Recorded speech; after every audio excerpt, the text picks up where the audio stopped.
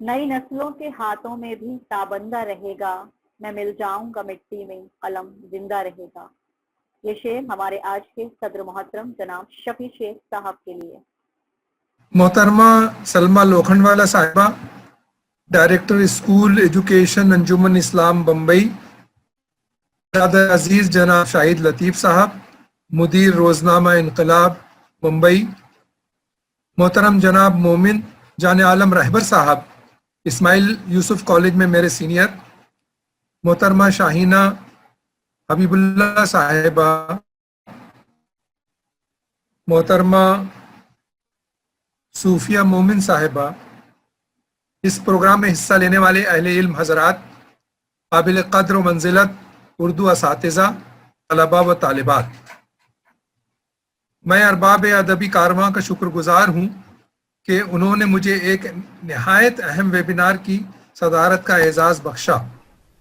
6 दिन के मुख्तसर से अरसे में पहली से 12वीं जमातों की दरसी किताबों को पढ़ना सरसरी ही सही बड़ा मुश्किल काम है, लेकिन अंजामकार इसको मैं नातमा उठा लाया। 7वीं जमात की किताब का मुताला कर रहा था कि उसमें माजी मुतलक और माजी बईद के बारे में पढ़ा। महसूस हुआ कि तसव्वुरात की परछाइयाँ उभरती हैं, कभी गुमान की सूरत, कभी यकीन की तरह, लेकिन इन परछाइयों में यकीन ही की कारफरमाई थी। आज से माजी बईद में 6-7 साल पहले 9वीं जमात की उर्दू किताब मज़ाहिया अदब का हिस्सा न थी, लेकिन उसे पढ़कर साहिब फ़हमो ज़का के होंठों पर मुस्कुराहट आ जाती थी। उर्दू की ये निसाबी किताब में इसी तरह की गलतियाँ थीं। तसव्वुर कीजिए कि 100 सफ़े की किताब में 500 गलतियाँ। इन गलतियों को दलाइल व शवाहिद के साथ लिखने में अंग्रेज़ी और उर्दू ज़बानों में इतना वक्त लगा कि पूरी एक किताब तैयार हो गई। खाकसार ने इसका नाम पुश्तारे अगलात रखा और एसएससी बोर्ड के चेयरमैन की खिदमत में पेश किया। ये दरसी किताबों का एक पस मंज़र मैं आपके सामने रख रहा हूँ। इसी तरह से 10वीं जमात की किताब में 250 गलतियाँ मौजूद थी। आप बड़ी देर से तकरीरें सुन रहे हैं, मेरी तकरीर भी अभी बाकी है, इसलिए तफन्नुन तबा के लिए चंद मिसालें उस पुश्तारे से पेश खिदमत हैं। किताबत की गलती, ये 500 गलतियों में से मैं सिर्फ 5 गलतियां आपके सामने पेश कर रहा हूं। किताबत की गलती, बाद बहारी की जगह हलो बिहारी। मानों की गलती, मरऊब की जगह मरऊब के माने पसंदीदा। वाहिद जमा सुनिएगा, चीज़ की जमा चीज़ियाँ और मंदिर की जमा मनादिर। इस किताब में नव आमोज मुसन्निफों के मज़ामीन को भी शामिल किया गया था, जिसकी एक मिसाल ये है कि उन्होंने मूसीकी के औजार इस्तेमाल किया था, जबकि मूसीकी के आलात होते हैं। इन गलतियों पर बड़ी लेदे हुई। फरीक मुखालिफ ने कहा कि ये बोर्ड में आना चाहते हैं, इसलिए गलतियां बता रहे हैं। बोर्ड के कोऑर्डिनेटर चेयरमैन के सामने फरमाने लगे कि सर ये गलत बता रहे हैं, इसमें 500 गलतियां नहीं, सिर्फ 250 गलतियां हैं।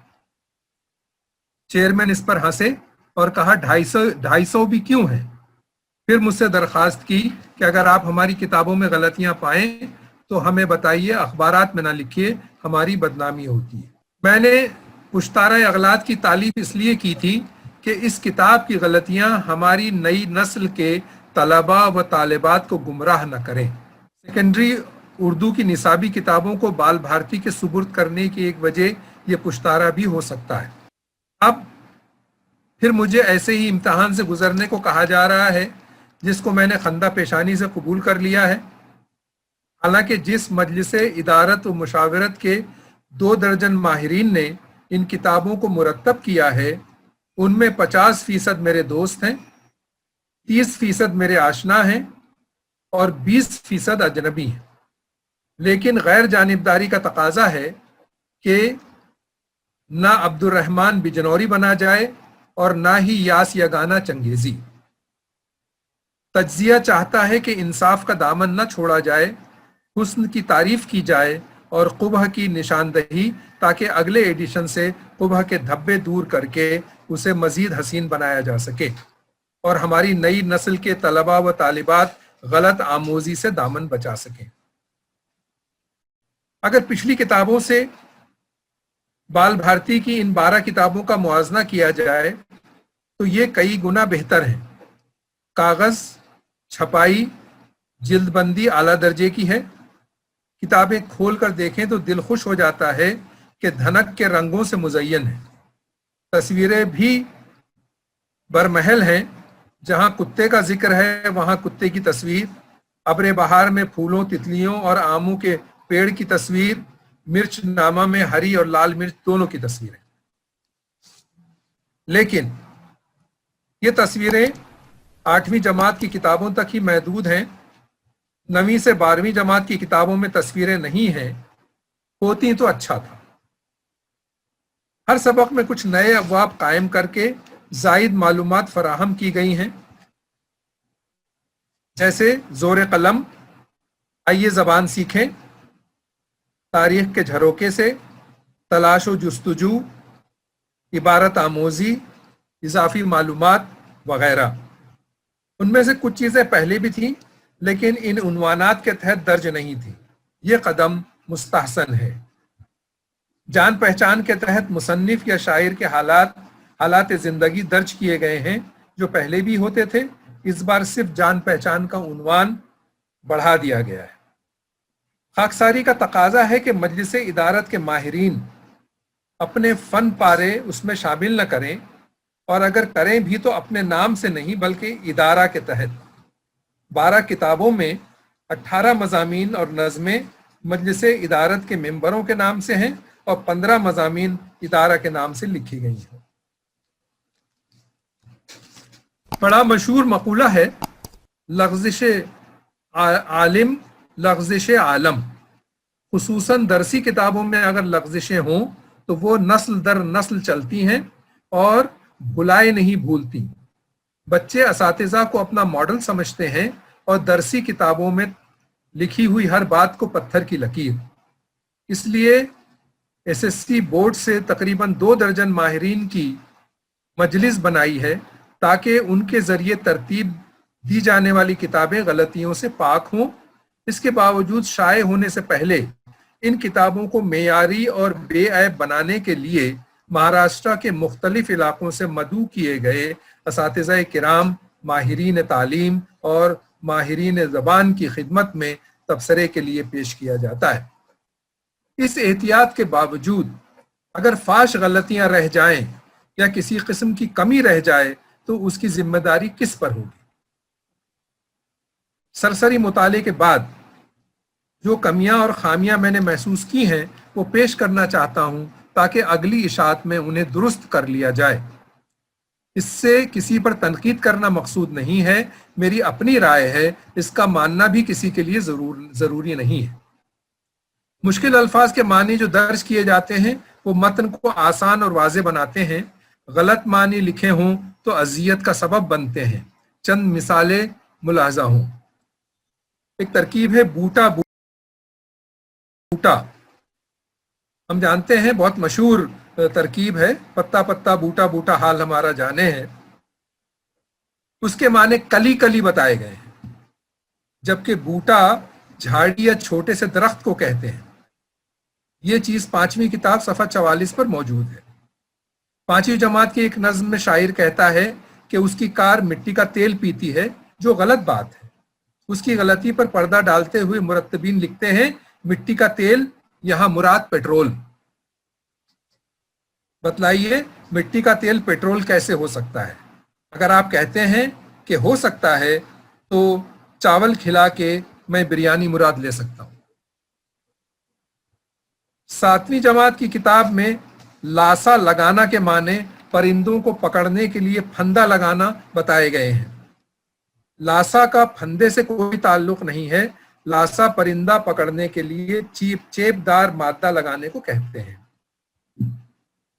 اب چلیے مناظر فطرت کی طرف۔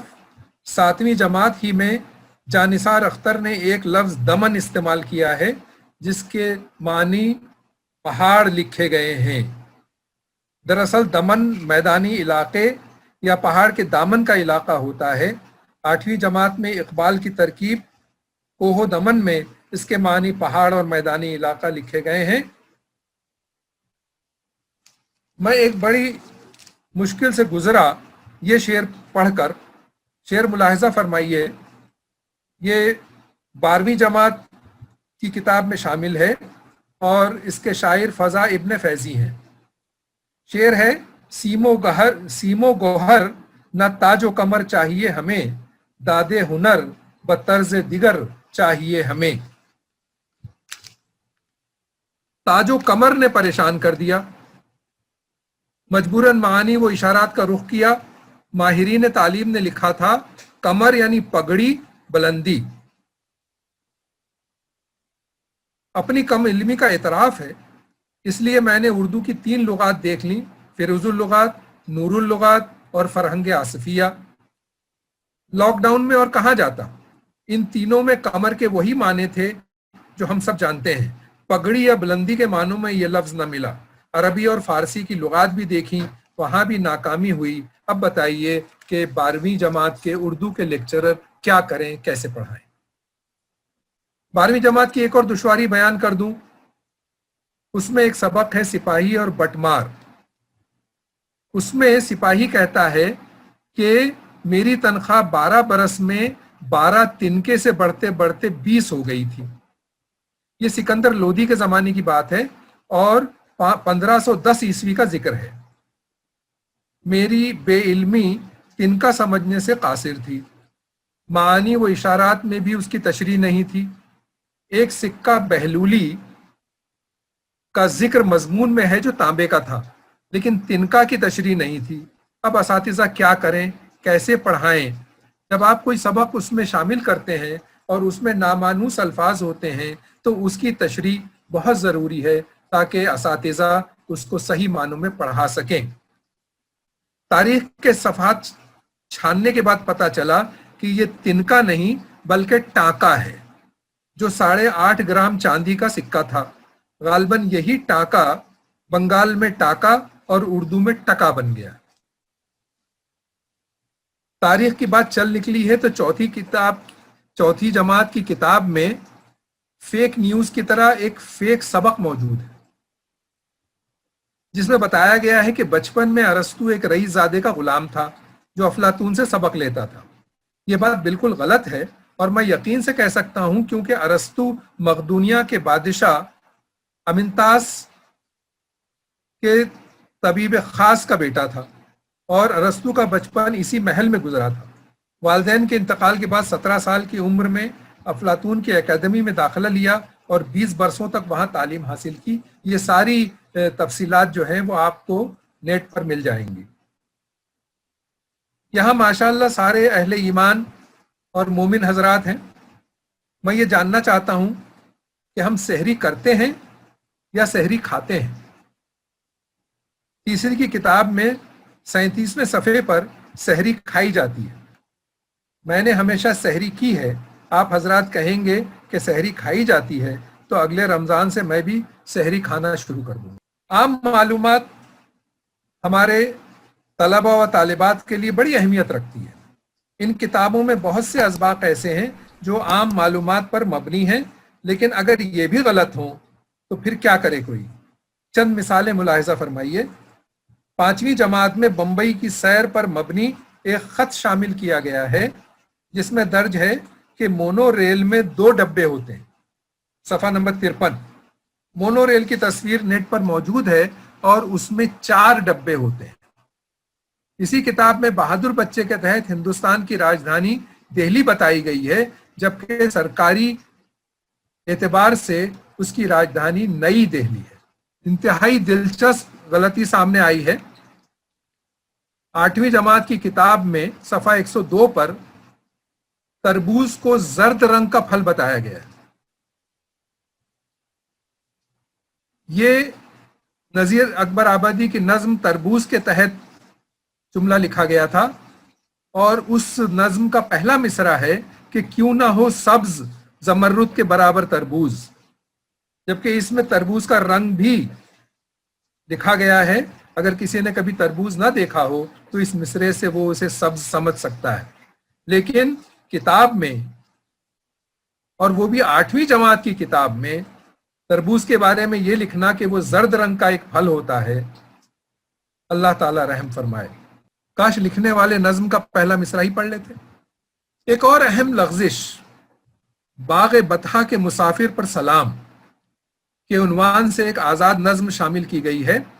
اس کے بارے میں مجلس ادارت نے لکھا ہے کہ طائف کے باہر آپ قریب کے ایک باغ میں آرام کرنے کے لیے رک گئے، اس باغ کا نام نخلا تھا۔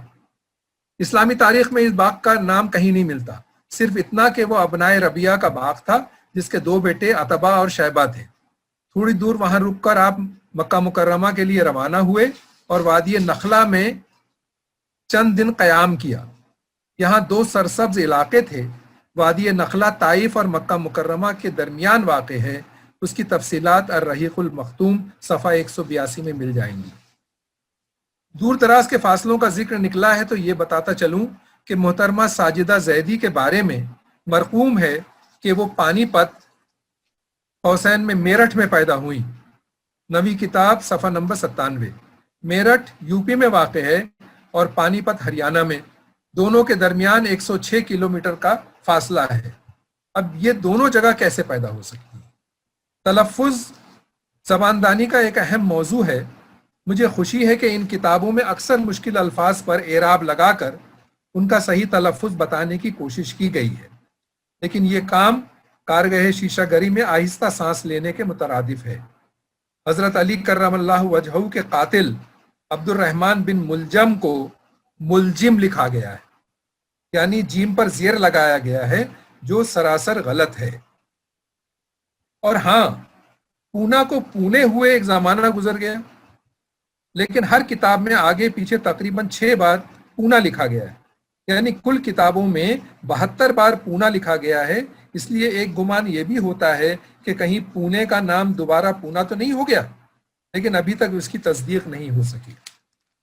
ماہر تعلیم نے اس بات پر اتفاق کیا ہے کہ چھوٹی کلاسوں میں اور بڑی کلاسوں میں 2 لفظوں کو ملا کر نہ لکھا جائے۔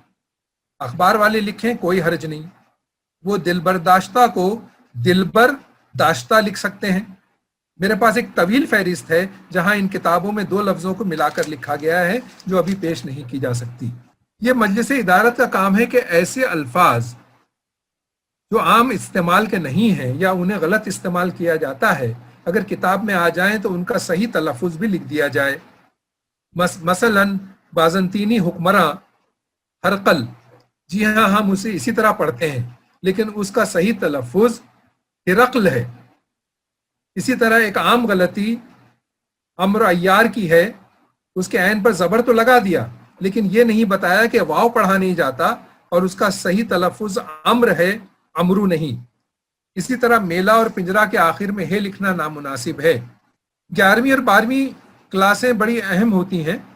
11ویں میں جو قواعد بیان کی گئی ہے وہ مینوعن 12ویں کی کتاب میں بھی ویسے کی ویسی ہی لکھی گئی۔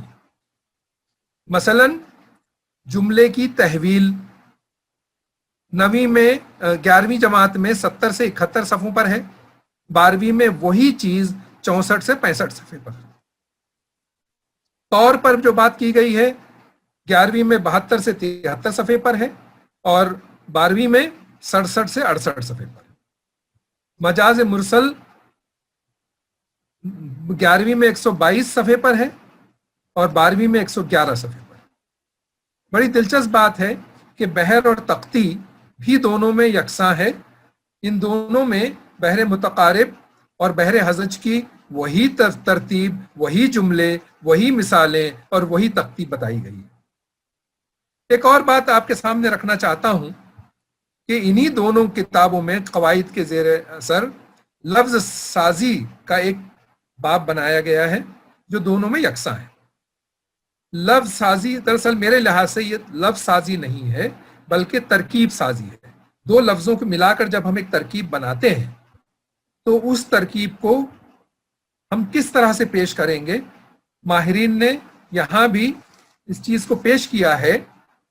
جیسے ہندی اور فارسی، 2 لفظوں کو ملا کر جب ہم ایک ترکیب بناتے ہیں تو اس ترکیب کو ہم کس طرح سے پیش کریں گے، ماہرین نے یہاں بھی اس چیز کو پیش کیا ہے۔ جیسے ہندی اور فارسی، 2 لفظوں کو ملا کر جب ہم ایک ترکیب بناتے ہیں تو اس ترکیب کو ہم کس طرح سے پیش کریں گے، ماہرین نے یہاں بھی اس چیز کو پیش کیا ہے۔ جیسے ہندی اور فارسی کہ دو لفظ لے کے جیسے ڈاک خانہ ایک ترکیب بنا دی، اسی طرح سے اس میں فارسی فارسی، عربی عربی، عربی ہندی، ہندی فارسی، اس طرح کے بہت سارے الفاظ لکھے گئے ہیں، لیکن جہاں پر عربی عربی کی مثالیں دی گئی ہیں جیسے جامع مسجد، وہیں پر ایک مثال تکیہ کلام کی دی گئی ہے۔ اب دیکھیے کہ تکیہ کلام یہ دونوں عربی نہیں ہیں، لیکن عربی عربی میں لکھے گئے ہیں۔ تکیہ فارسی کا لفظ ہے، کلام عربی کا لفظ ہے، تو اس کو فارسی عربی کے ضمن میں لکھا جانا چاہیے، لیکن عربی عربی کے ضمن میں لکھا گیا۔ اسی طرح سے جہاں فارسی عربی کی ترکیبیں دی گئی ہیں وہاں پر گاؤ تکیہ لکھا گیا ہے، جبکہ گاؤ تکیہ فارسی عربی کی مثال نہیں ہے بلکہ فارسی فارسی کی مثال، دونوں لفظ فارسی کے ہیں۔ اس نصاب میں مجھ سے پہلے جن لوگوں نے تقریریں کی ہیں اور اس کا بڑا خوبصورت تجزیہ کیا ہے اور یہ بتایا ہے کہ اس کے اندر کیا ہونا چاہیے اور کیا نہیں ہے، وہ اس پر میں بات نہیں کروں گا۔ شعراء اور مصنفین کی تاریخ پیدائش اور تاریخ وفات جو پیش کی گئی ہیں اس میں بڑا صعب ہے، اس کی ایک طویل فہرست ہے جو غلط تاریخیں دی گئی ہیں، وہ بھی یہاں پیش کرنے کا موقع نہیں ہے۔ جس کام کا بیڑا ادبی کارواں نے اٹھایا ہے اس کے لیے ایک ویبینار کافی نہیں ہے۔